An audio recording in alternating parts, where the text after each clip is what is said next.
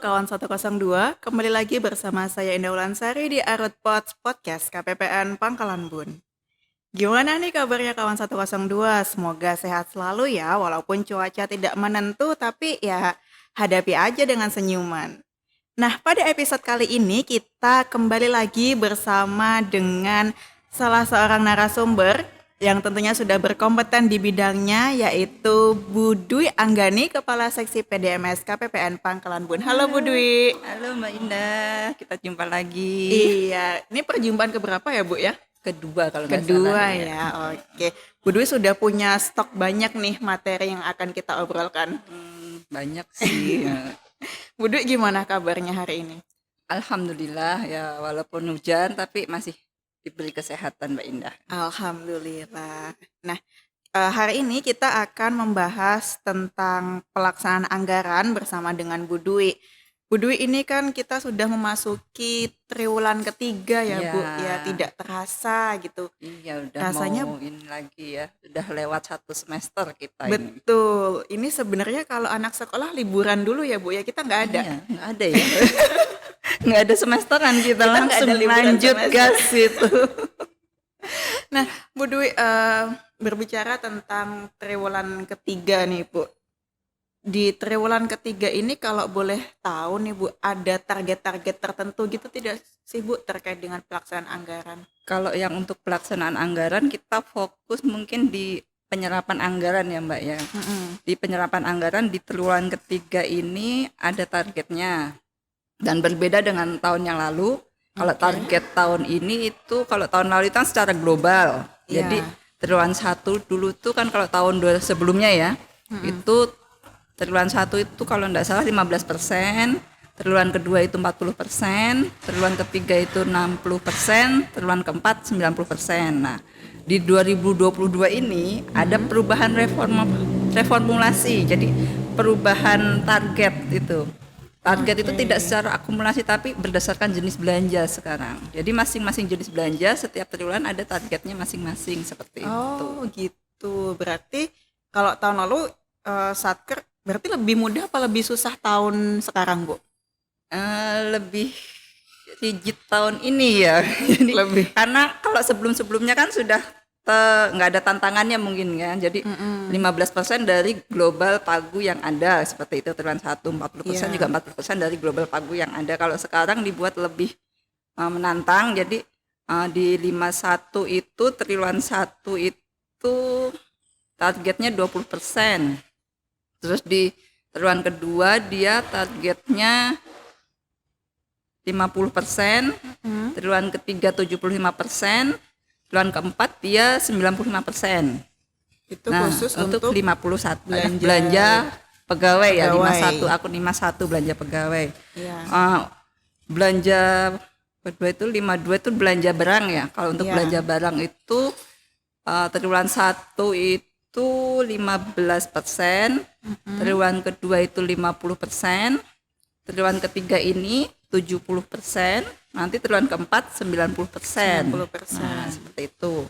Kalau untuk belanja modal yang 53, triwulan 1 10%, triwulan keduanya dia 40%, triwulan ketiganya 70%, triwulan keempatnya 90%. Nah, sebenarnya ada satu belanja lagi, belanja transfer, tapi untuk di Kalimantan Tengah khususnya di Pangkalan Bun kita tidak ada belanja transfer. Mungkin kalau yang ibu kota ya biasanya belanja transfer itu kan untuk bos yang dana bos atau tapi bukan bos yang di FDD tapi bos yang dari ini. Dan di kita nggak ada belanja transfer. Jadi untuk perhitungannya untuk di KPPN Pangkalan Bun hanya dari 51, 52 dan 53 seperti itu. Oke, dan kalau diperhatikan tadi kurang lebih rata-ratanya mirip ya Bu ya.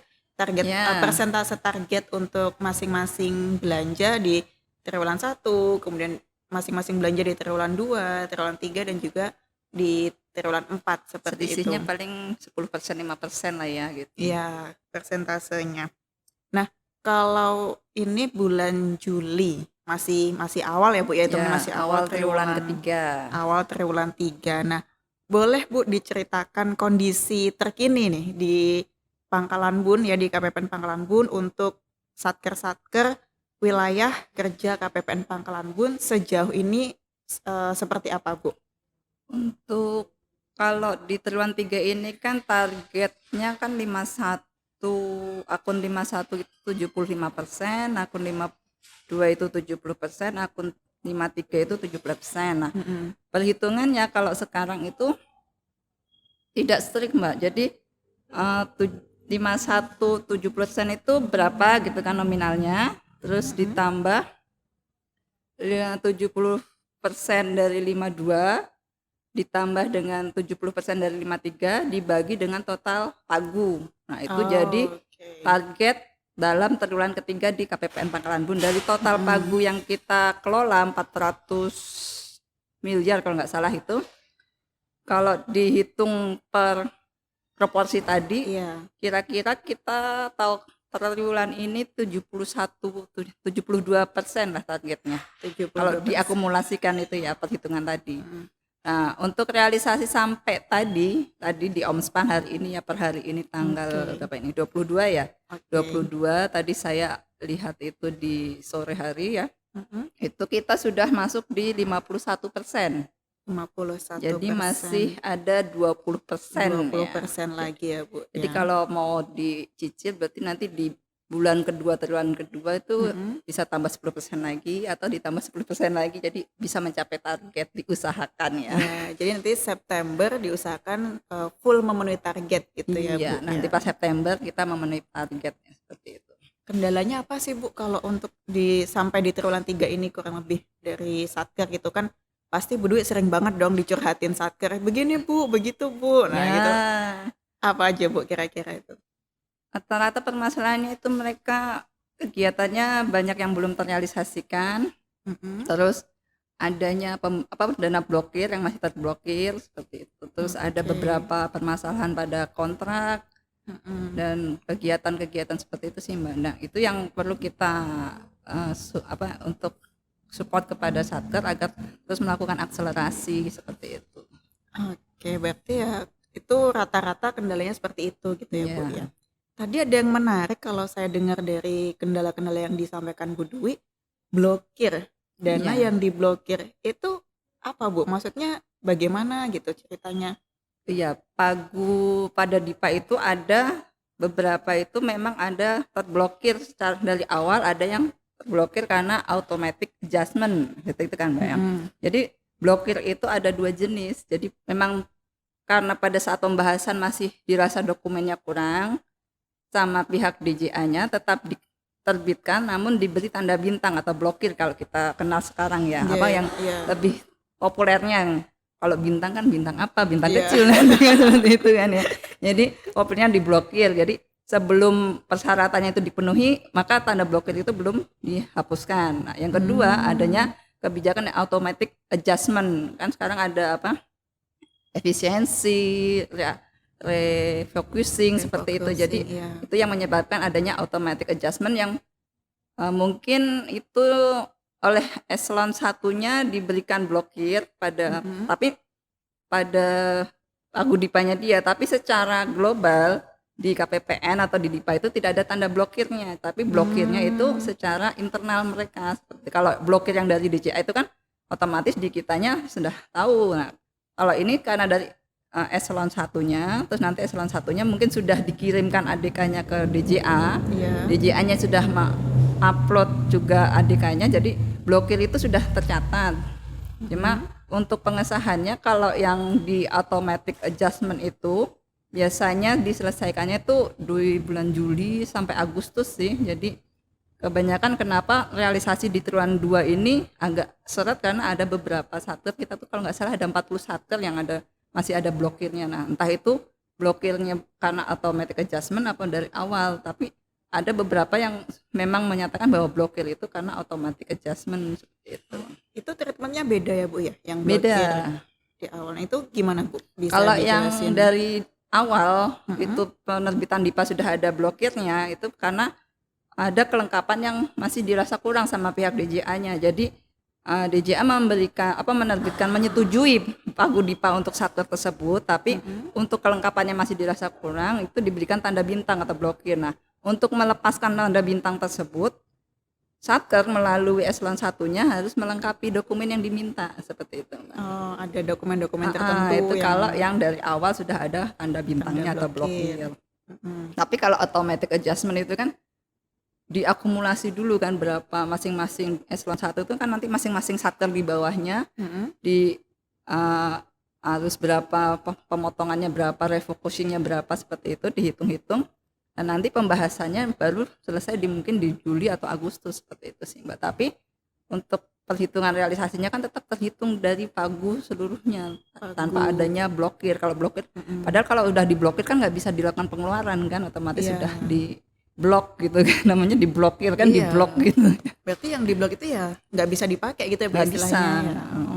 Jadi itu yang membuat realisasi kita agak rendah kemarin, mungkin karena satker masih beberapa satker juga terblokir, jadi dia terpaku pada itu, masih ada yang diblokir, jadi belum melakukan eksekusi kegiatan apapun seperti itu. Itu langkahnya dari satkernya sendiri, maksudnya satker yang inisiatif sendiri atau ada petunjuk tertentu gitu Bu dari eselon 1 ataupun dari ininya untuk? Biasanya ada petunjuknya untuk pelepasan blokir itu ya, ada petunjuk dari eselon satunya untuk menyiapkan apa-apa. Nah, seharusnya memang si satker itu beberapa yang terblokir pada baku dipanya, jangan terfokus pada kegiatan yang terblokir. Jadi tetap melakukan realisasi, diusahakan dilakukan akselerasi untuk pagu yang terbuka, jangan fokus pada pagu yang terblokir. Jadi yang terblokir ya sudah, itu nanti sebagai ini kan penjelasan karena memang masih dalam proses.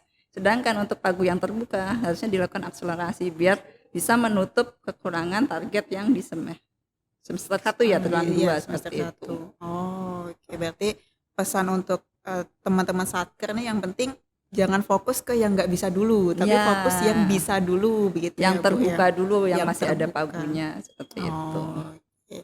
Jadi tadi kalau kita perhatikan realisasi sampai bulan Juli ini ya Bu, ya ini kita ambil video di tanggal 22 ya Bu, ya itu menjelang akhir ya. Iya, menjelang akhir bulan Juli itu sekitar 50-an persen, 51% gitu. 51%, tapi masih kurang 20% lagi 20%. untuk mencapai target di triwulan 3 yang berakhir nanti di bulan September ya Bu, ya, 2 bulan lagi. Oke, nah Bu Dwi boleh nih sebagai penutup kita di episode kali ini, apa sih Bu kira-kira strategi-strategi atau kiat-kiat yang bisa dilakukan satuan kerja untuk mempercepat atau mengakselerasi realisasi sampai nanti biar di triwulan 3 itu benar-benar bisa full gitu Bu? Ya ini kan kita kembalikan lagi karena ini kan satker yang berkuasa penuh ya tentang pengelolaan anggaran. Diusahakan untuk mereview kembali perencanaannya beserta kapan eksekusinya. Kalau sudah direncanakan dan dia sudah diselaraskan dengan kegiatannya, dalam waktu dalam rangka pencairan kegiatan itu, pencairan dananya itu diusahakan secepatnya setelah kegiatan selesai langsung dilakukan pencairan dari kegiatan tersebut. Jangan ditunda-tunda sampai bahkan ada yang menumpuk di akhir tahun. Nah, itu yang kita hindari, jangan menumpuk di akhir tahun kan. Kadang nanti jadi mulai diidentifikasi, disisir. Ada kegiatan. Ini sudah seminggu. Jadi harus jangan sampai seminggu sih sebenarnya kan.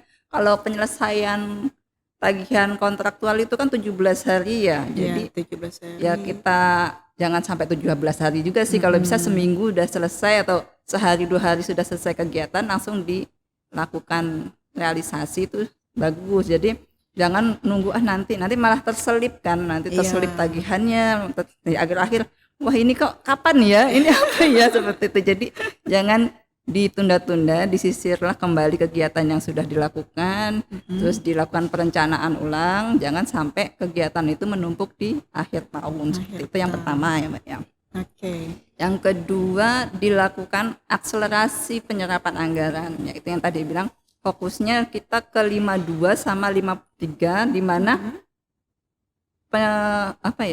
penyelesaian tagihan itu bisa dilaksanakan melalui UP atau belanja LS yang non kontraktual. Kalau kontraktual kan pasti ada proses kontraknya, mungkin agak ribet ya, mungkin ada kontrak penunjukan langsung atau apa. Tapi kalau itu sebuah kegiatan yang bisa dilakukan secara revolving, UP atau TUP ataupun dengan LS biasa itu segera dilakukan akselerasinya, dipercepat. Yang kedua, jangan nunggu nanti juga kan seperti itu. Jadi dilakukan percepatan untuk belanja 52 atau 53 ya, untuk belanja barang dan belanja modal. Kalau 51 kan sudah terplanning kan, pasti gaji, tunjangan seperti itu kan udah nggak bisa dilakukan akselerasi. Kita mau gajinya yang bulan depan atau bulan kapan dibayarin kan nggak bisa seperti itu. Kalau pegawainya sih seneng aja Bu. Aturannya nggak bisa. Jadi yang bisa diakselerasi 52 dan 53 seperti itu. Terus yang ketiga, melakukan optimalisasi penyerapan anggaran secara proporsional. Walaupun dilakukan akselerasi penyerapan, dilihat juga proporsional per bulannya, disesuaikan dengan apa? Dengan RPD di halaman 3 DIPA. Jangan kita akselerasi tapi RPD-nya berapa, nanti bus deviasinya lah, itu nanti mengurangi nilai IKPA juga seperti itu. Jadi tetap dilakukan secara proporsional, setiap bulannya tetap direview, optimalisasi. Oh ini sudah optimal, sudah sama dengan target bulanannya. Jadi ya sudah disesuaikan itu aja kan. Setiap triwulan itu, kalau kemarin kan di awal triwulan kan ada penyesuaian untuk halaman 3 DIPA ya, rencana RPD-nya itu dalam 3 bulan ke depan kegiatannya apa saja lah, itu disesuaikan, diusahakan apa yang direncanakan itulah yang direalisasikan seperti itu. Oke, luar biasa Bu Dwi. Ini kawan-kawan Satker 102 ini kalau disimak daging semua nih yang disampaikan Bu Dwi pada episode kali ini.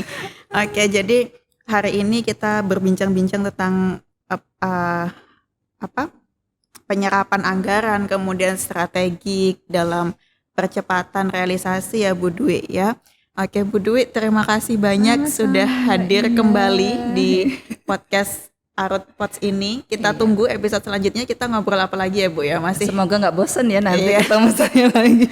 Soalnya Bu Dwi punya stok materi banyak banget ini, kalau mau dibahas bisa 10 lebih episode sendiri khusus untuk sampai Bu Dwi. Bingung ya kebanyakan materi. Oke Bu Dwi, terima kasih banyak. Sama-sama, Semoga sehat, lancar nanti sampai triwulan 3 berakhir, lanjut triwulan 4 kita kembali lagi ke akhir tahun lagi ya Bu ya. Oke, kawan 102, terima kasih dan sekian episode Arut Pots kali ini. Sampai jumpa di episode berikutnya. Bye bye.